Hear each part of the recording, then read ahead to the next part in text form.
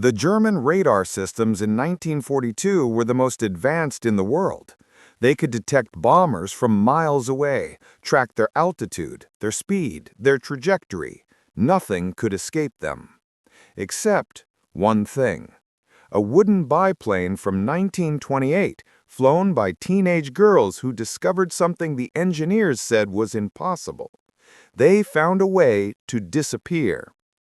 This is the story of how the Night Witches defeated technology with tactics that defied every rule of modern warfare, how they turned their weakest weapon into their greatest advantage, and how one desperate innovation changed the course of the Eastern Front forever. But it came at a price, because to become invisible, they had to fly slower than falling, lower than safety allowed, closer to death than anyone thought possible. And not all of them made it back. Winter 1942. The Eastern Front was a frozen hell stretching across thousands of kilometers. The German Wehrmacht had conquered most of Western Europe. Now they were deep inside Soviet territory, pushing toward Moscow, toward Stalingrad, toward the oil fields of the Caucasus. Their blitzkrieg seemed unstoppable, their technology unmatched. The Luftwaffe controlled the skies. Their fighters were faster, better armed, more advanced than anything the Soviets could field. Their radar systems could detect incoming bombers long before they reached their targets, giving German fighters time to intercept and destroy them. Soviet bomber crews were being slaughtered. Mission after mission ended with planes shot down before they could even reach enemy lines. The losses were unsustainable. Something had to change. In a small airfield near Saratov, far from the front lines, a group of young women were learning to fly in conditions that would have grounded any sensible pilot. They were the 588th Night Bomber Regiment, the Night Witches. Most of them were between 17 and 22 years old, university students, daughters of teachers, farmers, factory workers, girls who had learned to fly through Soviet youth programs and now volunteered to fight for their country. They had been given the Polikarpov Po-2, a biplane so old it was obsolete before the war even started. Made of plywood and canvas, no armor, no guns, no radio. Maximum speed barely 150 kilometers per hour, maximum altitude 3,000 meters. The male pilots called them flying coffins, said the girls would be dead within a week, that giving women combat roles was a waste of resources and a propaganda stunt destined to fail. Among those young women was Nadezhda Popova, 20 years old, daughter of a railway worker. She had studied chemistry at university before the war. She was small, quiet, studious, the kind of person you would never imagine in a cockpit, let alone in combat. But Nadezhda had lost her brother to the war. Her hometown had been occupied, her family scattered. She had watched German planes bomb her city, watched buildings collapse, watch people die in the streets. She wanted to fight back, and when Marina Raskova, the famous Soviet aviator, formed the all-female regiments, Nadezhda was one of the first to volunteer. The night of her first combat mission, she was terrified. She sat in the open cockpit of her Po-2, hands shaking on the controls, her navigator Katya behind her, and wondered if she would survive until dawn. The briefing had been simple. Fly to the German artillery position, drop your bombs, return to base. Simple on paper, suicidal in reality. The Germans had radar, they had searchlights, they had anti-aircraft guns that could fill the sky with fire, and the Po-2 was slow, vulnerable, made of materials that burned like paper. Nadezhda took off into the darkness. The engine rattled. The wind tore at her face. The cold was so intense she couldn't feel her fingers. Below, the world was black. No lights, no landmarks, just darkness and the distant glow of fires where other battles raged. Then, suddenly, the searchlights found her, massive beams of light that turned night into day, that blinded her, that locked onto her plane like the finger of God pointing at her and saying, "Here, here is your target." The anti-aircraft guns opened fire. Tracers streaked through the sky. Explosions bloomed around her plane. The PO-2 shook and bucked in the blast waves. Katya screamed behind her, not in fear, in rage, in defiance. She had the bombs ready. All they needed was to get close enough. But they wouldn't make it. The guns were too accurate, the searchlights too bright. Any second now, they would be hit. Any second now, they would become another burning wreck falling from the sky. That is when Nadezhda did something she had never been taught, something that wasn't in any manual, something that every instructor would have said was impossible. She cut the engine. The sudden silence was deafening. The propeller stopped spinning. The rattling, coughing engine went quiet, and suddenly the plane wasn't flying anymore. It was gliding, falling, sliding through the air like a leaf on the wind. The searchlights swept past them. The anti-aircraft guns fired where they had been, not where they were, because the Germans were tracking engine noise, tracking the sound of a plane in flight, and Nadezhda's plane wasn't flying anymore. It was ghost, a shadow, invisible. They glided over the German positions in complete silence. The only sound was the wind whistling through the canvas wings. That soft, rushing sound that would later make German soldiers think of broomsticks, of witches flying through the night. Katya dropped the bombs. They fell into the darkness below.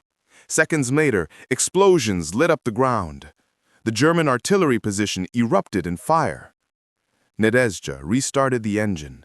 It coughed, sputtered, caught. The propeller spun. They climbed away from the chaos below, back into the safety of darkness, and disappeared before the Germans could react. When they landed back at base, Nadezhda was shaking so hard she could barely climb out of the cockpit. Her commander, Yevdokia Bershansky, ran to meet them. "What happened up there? The radar showed you disappeared. We thought you were shot down." Nadezhda's voice was barely a whisper. "I turned off the engine." Bershansky stared at her. "That's impossible. You'd crash. You'd lose control." "But I didn't. We glided right over them. They couldn't hear us, couldn't see us. We were invisible." A slow smile spread across Bershanskaya's face. She turned to the other pilots gathered around them. "Did you hear that? She turned off the engine. She glided over the target." The other women looked at each other, some skeptical, some terrified, some intrigued. Bershanskaya's smile grew wider. "That's brilliant! That's absolutely brilliant!" And just like that, the impossible became standard procedure. Within days, every night witch was using the same tactic. Approach the target with the engine running, cut the engine at the last moment, glide silently over the German positions, drop the bombs, restart the engine, disappear. The Germans were baffled. Their radar showed Soviet bombers approaching, then suddenly vanishing. Their searchlights swept empty sky. Their anti-aircraft guns fired at ghosts. The night witches were exploiting a fatal flaw in German technology. The radar systems were designed to detect metal aircraft with powerful engines. They worked by tracking the electronic signature of ignition systems and the acoustic signature of propellers. The PO-2 had almost no metal. It was wood and canvas, and when the engine was off, it had no electronic signature at all. It flew below the radar threshold, literally invisible to the most advanced detection systems in the world. The wooden planes that everyone mocked, the obsolete biplanes that male pilots called useless, had become the perfect stealth aircraft. But the tactic was insanely dangerous. Cutting your engine mid-flight meant you were committed. You couldn't change course, couldn't speed up or slow down significantly. You had one chance to line up your approach, and if you got it wrong, you would crash into the ground or into enemy positions. And restarting the engine wasn't guaranteed. Sometimes the engine wouldn't catch. Sometimes the cold would seize it up. Sometimes the plane would fall too fast, lose too much altitude, and there wouldn't be time to restart before hitting the ground. Many night witches died attempting this maneuver. The official records list them as lost to enemy fire, but the truth was more complicated. Some were shot down. Others crashed when their engines failed to restart. Others misjudged their glide path and slammed into trees, buildings, the earth itself. Nadezhda knew this. Every night she climbed into her cockpit, she knew she might not come back. Every time she cut her engine and glided through the darkness, she was gambling with her life. And the guilt began to eat at her. Because she had invented this tactic. She was the first to do it. And now other women were dying trying to replicate what she had done. Young women. Girls, really. Some of them barely 18 years old. There was Olga, who crashed when her engine froze and wouldn't restart. She was 19. There was Valentina, whose plane was caught by a searchlight during the glide and shot to pieces. She was 20. There was Irina, who misjudged her altitude and flew straight into a church steeple. She was 21. Nadezhda knew their names, knew their faces, had trained with them, laughed with them, shared cigarettes and dreams and fears with them. And now they were dead because of her idea, her innovation, her brilliant, terrible tactic. She stopped sleeping, stopped eating, just flew mission after mission, night after night, pushing herself harder and harder, as if she could somehow balance the scales through her own suffering. Her commander noticed. Pershansky pulled her aside one night after a mission. "You need to rest. You're going to kill yourself." Nadezhda's eyes were hollow. "They're dying because of me." Pershansky's gaze softened. "They're dying because there's a war, because the Germans invaded our country, because we're fighting for our survival. You gave us a weapon, a way to fight back. That's not murder. That's war." "But it feels like murder. Every time I cut that engine, every time I glide over a German position and drop bombs, I know I'm sending some German soldier's son to his death. And every time one of our girls doesn't come back, I know I'm responsible." Pershanskaya sat down beside her. "Let me tell you something about war. There are no clean hands, no innocent choices. Everything we do has a cost. Every bomb we drop kills someone. Every mission we fly risks someone. That's the nature of what we're doing." She paused, choosing her words carefully. "But here's what matters. We didn't start this. We didn't invade anyone. We're defending our homes, our families, our future. And the tactic you discovered is saving more lives than it costs. Do you understand that?" Nadezhda shook her head. "How can you say that?" "Because the Germans are terrified of us now. They can't sleep. They can't rest. They're exhausted, demoralized, jumping at every sound in the darkness. And exhausted soldiers make mistakes. They retreat when they should hold. They surrender when they might fight. Your tactic isn't just about dropping bombs. It's about breaking their will. And that saves Soviet lives, thousands of them." "But what about the German lives?" Nadezhda whispered. "They're someone's sons too, someone's brothers, someone's husbands." They are, Pershanskaya agreed, but they chose to invade us. They chose this war, and now they're learning that war is hell for everyone, even the invaders. This was the moral confrontation that haunted Nadezhda and so many of the night witches. They weren't monsters. They weren't bloodthirsty killers who enjoyed causing death. They were young women who had been forced into an impossible situation. They believed in defending their homeland. They believed the war against Nazi Germany was necessary and just, but that didn't make killing easy, didn't erase the humanity of the enemy, didn't remove the weight of every life they took. Some of the night witches dealt with this by dehumanizing the enemy, calling them fascists, monsters, invaders, making them into something less than human so it hurt less to kill them. Others, like Nadezhda, couldn't do that. She saw the German soldiers as human, as victims of their own government's madness, and it tore her apart.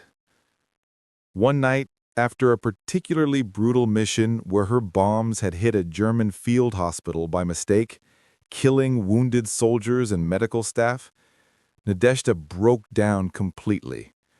She sobbed in her barracks, surrounded by her sister pilots, unable to stop crying.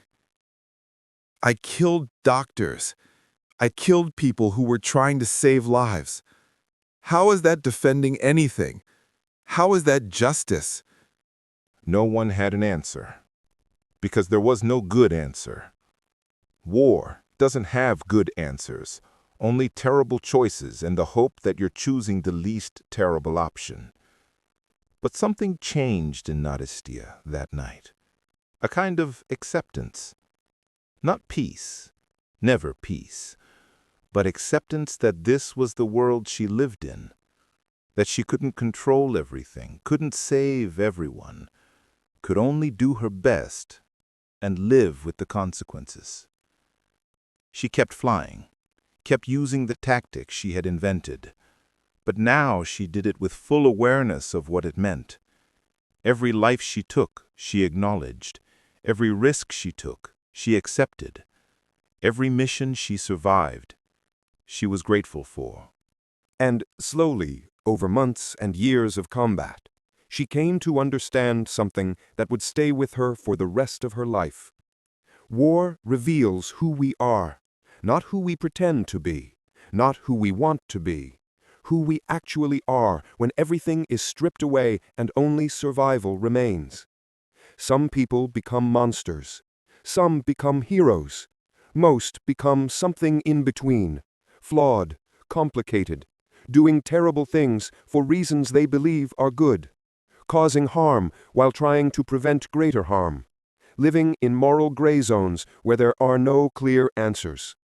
The night witches flew over 24,000 combat missions during the war.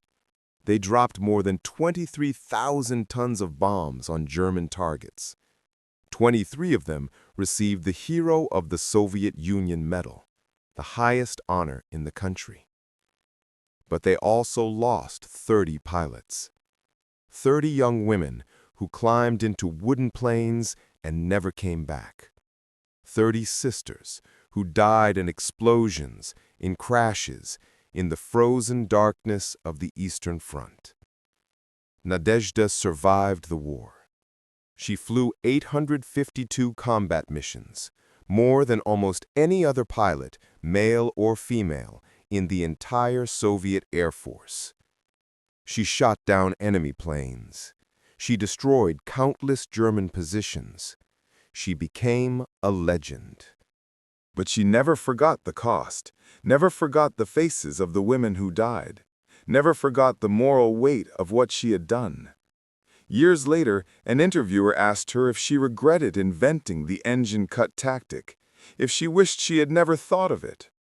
Nadezhda was old by then, her hair white, her hands shaking with age, but her eyes were still clear, still sharp. "Regret," she said slowly. "No, I don't regret it.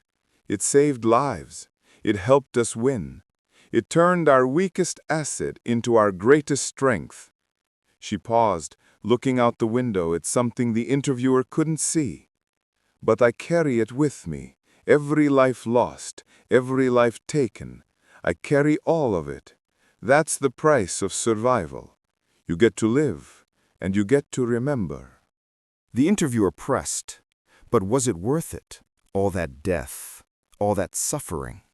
Was it worth it? Nadezhda looked at them with ancient eyes. That's the wrong question. War is never worth it. War is always a failure of diplomacy, a failure of humanity, a failure of imagination. She leaned forward, her voice dropping to a whisper. But once you're in it, once the bombs are falling and the enemy is at your door, you don't get to ask if it's worth it anymore. You only get to ask, what can I do? How can I survive? How can I protect the people I love? She sat back, tired. And sometimes the answer to those questions involves doing terrible things. Things you'll carry with you for the rest of your life. Things that will haunt your dreams and poison your peace. But you do them anyway, because the alternative is worse. Because surrender means death. Because sometimes there are no good choices, only choices you can live with. That's what the night witches teach us. Not that war is glorious, not that killing is heroic, not that victory justifies everything. They teach us that people are capable of extraordinary things when pushed to the edge, that innovation comes from desperation, that courage isn't about being fearless, it's about being terrified and doing it anyway. They teach us that even in the darkest moments, even when forced to do terrible things, we can still choose to remain human, to acknowledge the cost, to carry the weight, to remember. The impossible tactic that let the PO-2 evade German radar wasn't just a technical innovation. It was a metaphor for everything the Night Witches represented. They took what everyone said was useless and made it deadly. They took what everyone said was a weakness and turned it into a strength. They took what everyone said was impossible and made it standard procedure. But they paid for it, in blood, in trauma, in moral complexity that never fully resolved. And that's the truth about survival. It's not clean. It's not simple. It's not glorious. It's messy, complicated, morally ambiguous, full of choices that have no right answer. But sometimes, survival is enough. Sometimes, living through the darkness and emerging on the other side, scarred, but still human, still capable of love and grief and memory, sometimes that's the only victory that matters. The Night Witches disappeared into the darkness every night, silent, invisible, deadly. But they came back into the light every morning, carrying their dead, carrying their guilt, carrying the weight of what they'd done. And they kept flying, because that's what survival means. Not escaping the darkness, but learning to fly through it and finding your way back to the light again and again and again. Until the war ends, and you can finally stop and rest and begin the long, painful process of becoming human again.